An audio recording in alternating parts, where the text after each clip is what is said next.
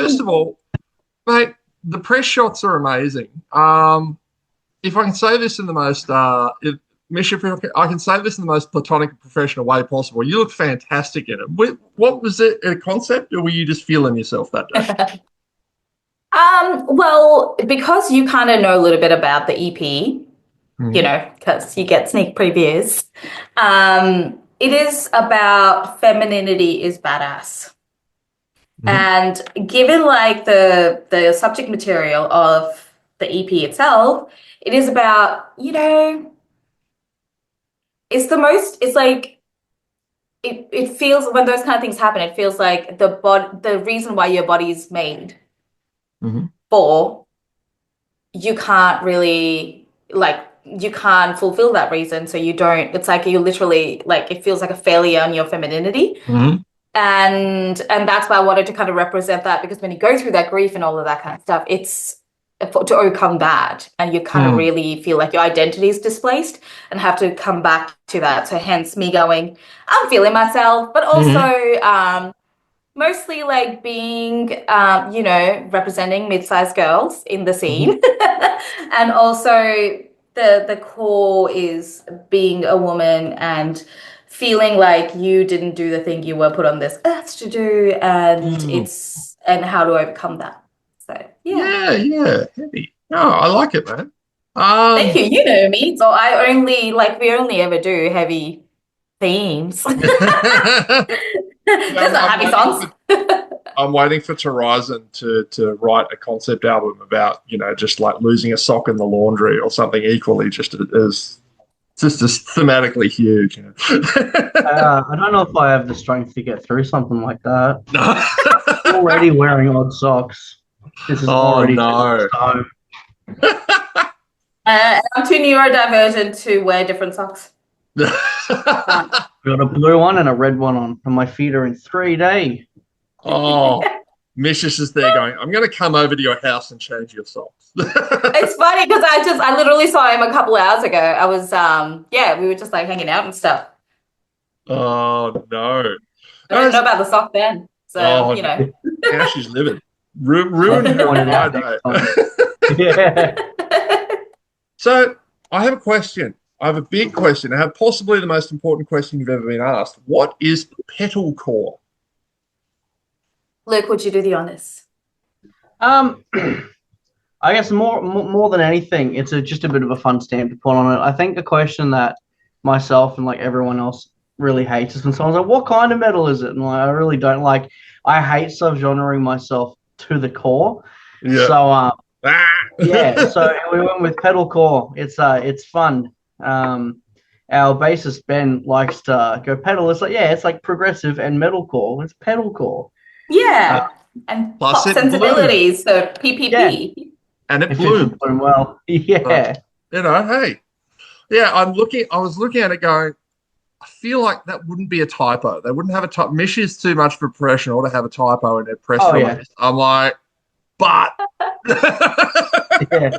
No, it's a way to genre us without having to actually genre us in a yeah. way. It's like a distinct little thing. It's fun. I noticed going off your press shots that you guys are three-piece these days. Is that now? Jeremy when Jeremy was in the band, he played bass. Do you guys not have a bass player at the moment, or what's going on there? Oh, so yes. So we sort of rebranded. You'll notice like all of the old songs and everything have come off. Hmm. Um, Only because it just for like a fresh polish. Luke and I've been I've been working together and been like mates, best mates since 2022. It's been like 3 years. Actually, he took me out bowling for like a 3-year writing anniversary. It was pretty cute. No. Yeah, so we wanted the sound to be us, and the previous songs that were out there, they didn't sound like us anymore. So we did a bit of a rebrand, and the reason for that was also because a lot of people that were like in the band during the pandemic were no longer in it because the pandemic, I mean, can't blame them, you Yeah, know. yeah. And just life stuff happens, you know what it's like being in music, like you could have everything perfect and something happens and it's very difficult. And at the end of the day, you have to do the things that are right for you, for the musicians as well as the band. Hmm. So We are a three-piece band, who's a bassist. Actually, he's known Luke since they were teenagers. Also sings. He's the other voice. And Luke used to sing those parts live before. Yeah. And Luke plays guitar. I do the vocals, and we usually have a session drummer. So we are a three-piece with a session. Nice. Okay. So it's interesting because if it wasn't for Jeremy, I wouldn't have ever come across to Sense. So Jeremy is the one that introduced me to Jimmy Wah. So, and here we are. That's how we met. Yeah. So how do you think how do you think Brisbane has, this is a wanky question, you're going to love it. How do you think Brisbane has shaped you as an artist? Okay, cool. Well, I've been an artist in Melbourne and Brisbane, so I can definitely do some comparisons. But also, Luke, did you want to add before I go into that? I think I've been playing music since I was about 16, but from about 15 on, I really liked going to metal shows when there were all ages shows to go to and stuff, and then after it didn't matter too much. But I think doing it that way, there were a lot of bands that I used to watch, and I'm I really like these guys. So in doing that, I think I kind of what they played, how they performed and stuff like that, I guess from that point kind of influenced how I played and write, because I'd see something and go, that's really cool, I want to do that, or be able to do that, or write something with that kind of similar stuff in it. And so I think being able to have started going to shows and watching when I started playing and everything like that probably had a pretty big influence on how I play now. Yeah. And for me, it was when I left Victoria, because I had the choice, I was in Geelong, so I had the choice to either move an hour to Melbourne or a whole different state, Brisbane. And I think I picked Brisbane just because it's just a feeling. I don't know. I was a child. I didn't know. I'm this feels nice. I'll just come here. But personally, for me, the most music, growth, personal growth and growth as an artist and growth as an industry professional has been in Brisbane, specifically because people give others a go. Yes, I didn't have thousands of years of experience as a publicist or whatever, but people still gave me a go. And I really like how the community here, whether it is artist professionals or punters, we in the metal community specifically, we do kind of uphold each other and help mates out. You know what I mean? Even in our little circle, we have our session drummer Ben, who performs on this this track. He was once recording with our producer's band, and then you know what I mean? It's just it's kind of this. It's a really nice community that helps each other out. The other part I really like is when I first started, I was the only female vocalist, used to be the only female vocalist on metal lineups when I used to do screams and stuff like that, to now where I'm hell yeah. I really like how us femme and women and everybody in between that, stick together and really there's room for everybody. We don't have to compete. So let's talk about, Mish, your favorite, and Luke, of course, your favorite women in the industry. And I'll throw in a few that if you forget to mention. No, I don't want to forget to mention anyone. It terrifies me. Mention me, my man. That's a bias. We've played with so many fantastic bands, and there are other ones and stuff too. So it's really hard to narrow it down. Monica from La Smarta is such an awesome person, but Lauren is the most energetic person live I've ever seen. I don't know how she can physically fold herself into three and then get back up the same way. Yeah. She's just super cool. They're all of Aurotech really are really fun to watch. Relica for sure is very up there, but that's just because I really like Relica. But I don't know. I'm scared to keep going and listing it because I'm terrified I'm going to forget someone because I got some. It's okay. Yeah. So my favorite are I'm gonna go with so many. So firstly, I have a very close knit team of women that I rely on, and vice versa kind of thing, just for objectivity and also to discuss things in the scene and talk about how it affects a woman's experience or a female person's experience or a trans person's experience. So it is, so in that community is Lauren from Aurotech, Monica from The Last Martyr. Get your own Monique. answers, Mish. No, I don't. I just copy you. Monique from Relica and Emmy from Red Hook. I mean, I love Jenna from Tonight Alive. And I was running merch for Red Hook, and then I got to meet Jenna, and I was like, and she remembered my name. I was like, girl, what? Thank you. It's true. I got messages as soon as it happened, like, she's here and she remembered my name. She said hi. And then the next day, because I did like Gold Coast and Sunny Coast merch, and then it was like the next day, I'm like, yeah, I know, I'm so excited. Future Static, Amy, Rin Rin, like I could keep going.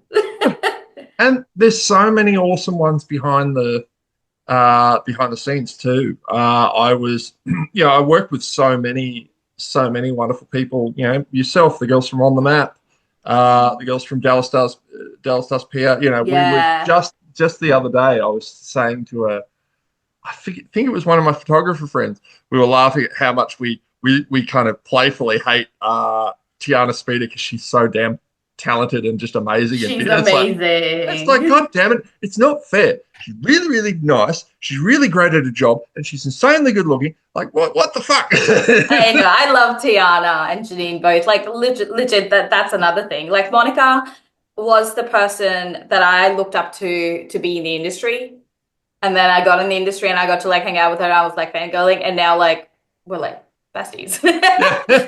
Yeah, and like Monique, Lauren, and I used to work together back in the day, so you know that's kind of how. Yeah, I knew about Orotech before Orotech came out, and I was like, oh man, I can't wait to see, and it's just really important to like, I don't know. I feel like there's a lot of space and love for women in the metal scene, and we really do like support each other. Like we mean it, and it's lovely, and I love Tiana. She's a legend. That I've realistically noticed with that is a lot of the way people talk about it have gone from focusing on the fact that it's a female-fronted band or like have members and like that to like, hey, these guys are really cool, and it's more or less the language has become like this is normal, which is I think even better. It's pretty cool. And that's really interesting, like the term female-fronted and how some people, and I found this really interesting because I like to ask this of women in industry because they seem to have two very different opinions of it. Some people absolutely despise the phrase female-fronted. They're like, fuck you, it should be about I'm a musician, it should be about what's between my legs. But on the other hand, I remember asking, I think it was I forget her name, the lovely lady from Berlin. She wrote Take My Breath Away. She was, oh my God, I'm going nuts. Anyway, absolutely lovely human. Like, I spoke to her, and she's old school. She was coming up in the 80s, in the 80s. Yeah. History. And, I'd ask her about female friendship. She's like, dude, I love it. I love talking about other women and building up other women. So who knows? But what I do like, though, and what I didn't, literally as I was talking to you just now, I realized that, man, we've gone from maybe being able to name one or two bands that have a woman in it to you could literally put on an entire festival right now. Oh, yeah. Easily. Female fronted. Yeah. Like, that's fucking rad. And that's just in Brisbane. Like, yeah, it makes us so happy. Yeah. Yeah. Even one of the most popular modern bands I think at the moment would easily be able to say Spirit Box. Like there are a lot. Like Spirit Box are very easily a very popular band now too, which is cool. And I've never heard someone refer to them and go, "Oh yeah, no, they're good," for a female front, like anything like that. Yeah, they're sick. And it's just arguably they're great. And I think it's that kind of. I think female-fronted being a phrase that's either good or bad is really just depicted on the context of it. Yeah. At least to me, but like it's easy for me to say, Yeah. But yeah, no, there are so many. It's great. When I recently interviewed The Last Martyr, Monica, I asked her what her Facebook password was about halfway through. I was like, what? The PTSD. I did notice that site, we all remember what happened with become TLM old, that fuckwit who took over their site for reasons unknown. I can't actually find that page anymore. So Good. it's all the way gone. So, like, for what? I'll never understand what the end game was with that. I'm like, Yeah, that's what I mean. Like, if they took, like, the fact that they couldn't get access to their own page and all the ad data and everything that they've worked so hard, and then this person can then just go on and do their dumb stuff, whatever they were doing, that would suck so much. But the fact that it's now down yeah, and because for they what? have no way, Yeah, I'm glad that they don't get to use, the hackers don't get to use it yeah, yeah. because it was somebody else's hard work. And like, who are you marketing to? Like, come on, marketing Yeah. 101. Who's your audience? For what? Jesus Yeah, I'm glad like they all were. that effort to Christ. do what? Yeah, I I truly was don't. just glad that they were able to rebuild what they had. Like, I wouldn't say very easily, but like they got there, which was good. Yeah. When There's it some happened, situations where if that happened, you're screwed. yeah, I immediately got onto Jimmy and I'm like, dude, change your passwords for fucking everything. I'm not Yeah, having this happen to Sense after I worked my ass off for 5 years. Yeah. yeah. No, fair enough too. This has been rad. So do we have gigs coming up? Yeah. With We'll have shows? one announced on, well, it's supposed to be announced tomorrow, so I can give you some more stuff. Well, this isn't going to be dropped today. This is going to be dropped at the earliest tomorrow. So go for it. Perfect. Cool. So it's supposed to be announced tomorrow, but we just got like an exclusion to announce it on Friday for us, but everybody else is announcing because I'm like, it'll cannibalize the announcement and the single release. Like, it's just not going to work. So we have got a show called Pink Noise, which is a people in the rainbow community Mm-hmm. representing in the metal scene. So Mm-hmm. I am the rainbow person in TORIZON, Mm-hmm. as far as I know, unless y'all haven't told me something. Did you ask? But She sees me hang out with Ben all the time. I yeah, I'm like, that with a straight face. literally in my life, my beauty light's gone. Oh, I'm ugly. Sorry, ADHD. When I used to really want a brother, and then I finally got a brother that came with a +1 brother, and I'm like, this is a vibe. I'm just a third. I'm an NPC. This is great. Yeah. Yeah. So the show is announced tomorrow. It's on the 12th of June at the Cave Inn. Okay. Hang on, the cave. Where's that? I don't know that place. Where's that?